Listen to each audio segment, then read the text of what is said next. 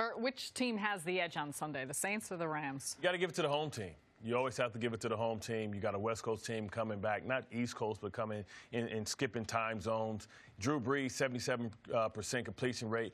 You know, Michael Thomas, nobody's talking about him, but I think the key to this game is going to be Mark Ingram. You know, people, get it confused. They see Drew Brees and they know he likes to throw the ball a lot. But this is a power team disguised in a finesse teams type of outfit. You know, Sean Payton was the first boy wonder, right? I know Sean McVay, everybody knows that he's the boy wonder. Yeah. But Sean Payton has always been the guy that's innovated offense. Talking about Drew Brees and all the records and yards he's put up in the Superdome is going to be electric. It's going to come down to if they can really, Eli Apple can stand up in the pass game, right? Because we understand that Todd Gurley's going to get his. He's a dynamic player. But you got to be able to limit the guys on the outside. You got to say, okay, if you're going to beat me, you're going to beat me with Todd Gurley. You got to take their best player away and make them try and fight you left-handed. What I'm looking at is I like Ingram. If he can be dominant in the running game, if you look for one hole in Wade Phillips and this defense that they have with a bunch of stars, every once in a while, they ain't that physical. Yeah. Now, I know Ndamukong Suh, I know he stomped the guy on Thanksgiving. That, man, with Donald and Sue. No, you wouldn't think that. But when you look at the numbers, you can run the ball at the Rams. And that's what you got to be able to do. I know Sean Payton, he disguises it because his passing attack a lot of times is short and quick. So it's another way to run the ball. But if they're going to be effective in the Superdome, Mercedes Superdome, Ingram's got to be able to touch the ball 20 times. And if he can do that, surprise the people by control time of possession, have Jared Goff get a little bit antsy, get that crowd noise, because they will have a huge home crowd advantage. Yeah. It's important in professional football. So if they can put that running game, which I believe can control that clock, make Goff, make him antsy, make him sense it's a big game, get behind, and I believe that's the way the Saints are able to get a win, Nick. I feel like both these teams this week, privately in the building, the coaching staff at least said to each other, man, we got away with one last week. We've talked a lot about how the Rams could have lost, maybe should have lost if Ty Montgomery does what he's supposed to do.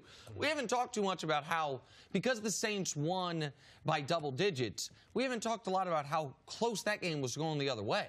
Vikings are getting ready to drive to go up 2 scores themselves, and Thielen fumbles. They then have the Stephon Diggs miscommunication, or he goes freelance or whatever it was, and it's a pick 6 the other way, and all of a sudden the Saints are off and running.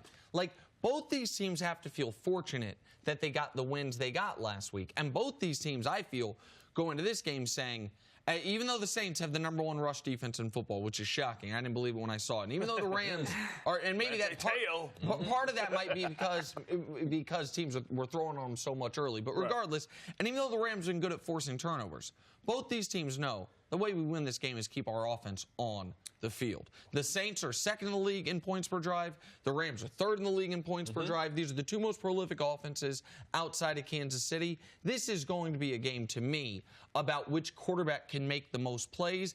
I know what Todd Gurley's going to do. I'm comfortable and confident what Ingram and Kamara can do. How confident are you in what Jared Goff can do? Because Todd Gurley talked about earlier this week. That's what I'm saying, because I feel like, last year, has he really made that next step? I don't know, because he has Boy Wonder over there, put him in the best positions. He has skilled players at every position.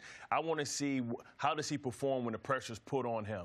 They identified that they really didn't have a pass rush, outside pass rush, so they went out and made the move for Dante Fowler. I think that was a mission when they couldn't get to Aaron Rodgers last week, that they needed some help on the defensive side. And you talk about running the ball at him. Well, why can you run the ball at him and pound the ball at him? Because they have Mark Barron, who's a converted, safety, sitting there trying to anchor. It's great when you want to do all these complex coverages and blitz and things like that. But what happens when you run directly at a 220-pound, linebacker? You get movement. And what happens is when you run at him, he can't use that speed to get over the top and run past blockers, and you make it a man's game. You make it a fight in the phone booth. And that's what you want to do. You want to make it a fight in the phone booth, and we've seen teams do this before, but the problem is, can you stay patient? Can you stay committed to the run, understanding that they're going to have opportunities because they're going to fear Drew Brees as well, so they're not going to have that. You're going to have that light box, and then now you can spread them out, and you run directly at Mark Barron, and I don't think he can hold up. Yeah, I like the point about Mark Barron. It's a great point. If you get ahead, which the Rams try to do,